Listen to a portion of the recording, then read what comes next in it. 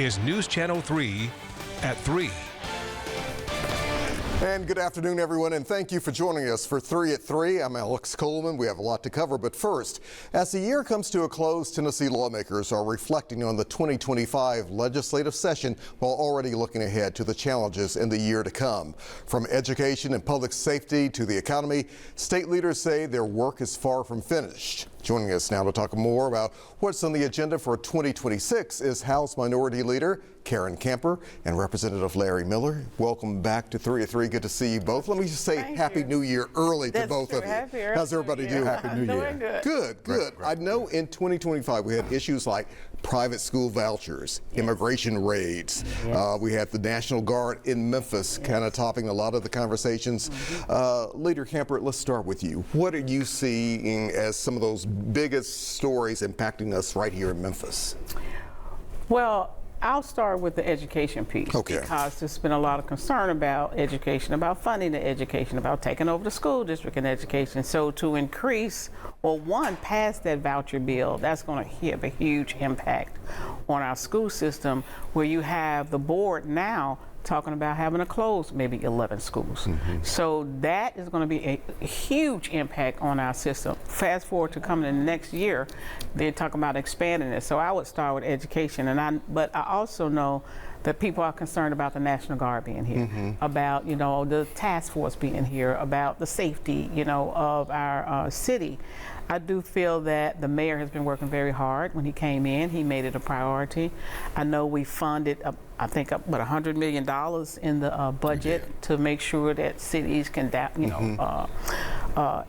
apply for grants, for public safety. But I know that's something that communities care about. That's something that people are nervous about, and the impact that's having on their life. So, Representative Miller, as you look back on 2025 as well as some of the laws and some of the other issues, what do you see really standing out? I'm just going to follow up on the education piece, right? This whole idea coming from the chairman of the Education Committee, Mark White. I'm trying to understand his obsession with wanting to come into Shelby County and basically take over local education, taking it from those individuals that are elected, school board, city council, county commissioners.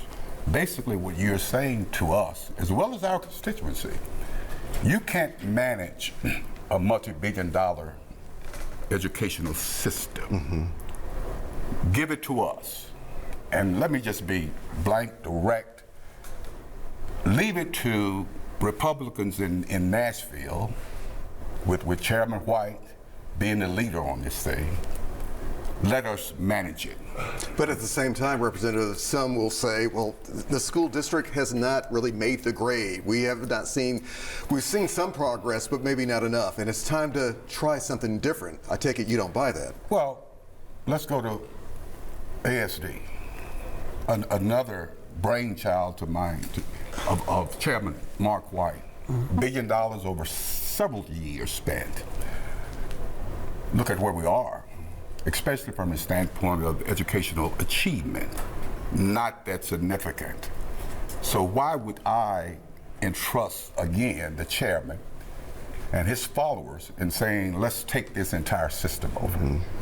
I don't. As we also transition into, again, the voucher issue, there was some controversy and a lot of back and forth as to whether Memphis and Shelby County, especially some of the underserved communities, really got their fair share. What did you see? Well, we saw that there were several schools who applied to be on the list to receive the voucher, and some of them are in our communities. You got schools that are in a community that can benefit from it. You have students in the community who parents feel like we can try to enroll our kids, which would take them out of the community to go to these institutions. So I think it's a long list. I mean, the list was published. It's a long list of schools that are going to be, seeking to get the students in this ensuing year. But it's going to have a huge impact. If you take students, the way TISA work, there are incentives, not incentives, can't think of the word right now. Well, if you're in an impoverished area, you get additional funding. If you're in poverty yourself, if you're in a highly urban area, there's certain incentives that go in to get you additional funding. But when you start pulling that out of the community, out of the funding formula, along with taking that basic stipend of $7,000, $8,000 out of the community is going to suffer within the city of Memphis. And so now you're taking population out, you're taking people out of schools out, and we know schools are economic drivers for communities. And now you're talking about closing about 11 schools now. So it's going to be a ripple effect. And this is what happened when we took the cap off of charters. You saw a big infiltration of it. And I think Dr. Hobson at the time probably closed about 25 schools. And it's left our city, impoverished, to be honest with you. I do want to move on, also talk to you about the issue of immigration. That came up a lot in 2025. Representative Miller, where do you see us going with this issue? I think everything is coming out of Washington, D.C. Our governor, our colleagues, based on the immigration policies nationally, the governor, our colleagues, is just picking up on that. And with this new Immigration Act, which states that elected officials, local elected officials, could be committing a crime if they were to advocate and pass policies that dealt with immigration laws. I mean, think about that. That's an extreme. And I see them doing more. Even in 2026. Even in 2026. Want to move on to 2026. Several new laws focus on public safety, the protection of minors, beginning on Thursday, January 1st. Tomorrow, social media platforms be required to obtain parental consent. Other laws, Leader Kemper, that you really want to say could make a huge difference in Memphis and Shelby County?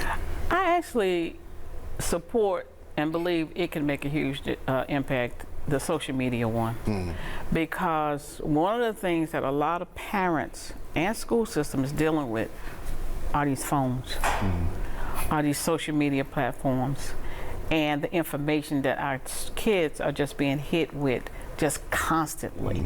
So I agree that the bill that we passed, and it was probably passed unanimously in both houses, was something that needed to be done. One last thing, not really law related, but really has been a big focal point in Memphis and Shelby County, XAI. Obviously, they are expanding their footprint.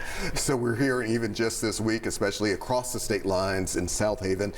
Representative, what do you see there? A lot of folks in some of the communities are still concerned about their health. Should they be? Are we paying enough attention to this issue? I would hope that the Tennessee legislature, as well as the governor, we would pay a little bit more attention, try to get ahead of what we predict the future will be in reference to AI.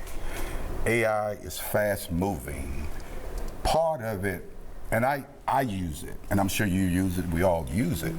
And sometimes you ask the question, what's real, what's not? What's factual, what's not? So as legislators, any type of legislation, we can say, okay, let's have some control. Let us have some control. So I think that's what we need to look at. Leader Kemper, the last word is yours on this issue. Well, I do think from a public policy perspective, there's some things we need to be thinking about. Similarly, last year, well, maybe a couple years ago now, we passed some AI legislation around the movie industry, the music industry, and fast forward to now, it's already dated, if you will. So I do think from a public policy perspective, we need to talk about what we want the policy to be in the state of Tennessee. And the impact that it's going to have on energy, the impact it's going to have on water, the impact that it's going to have these big data systems that's going to be draining. So it's a lot still to be done with respect to AI. We'll be watching this very closely in the new year to come. Happy New Year to both of you. Thank you for being here. Thank you for having us. A short break, back in a moment.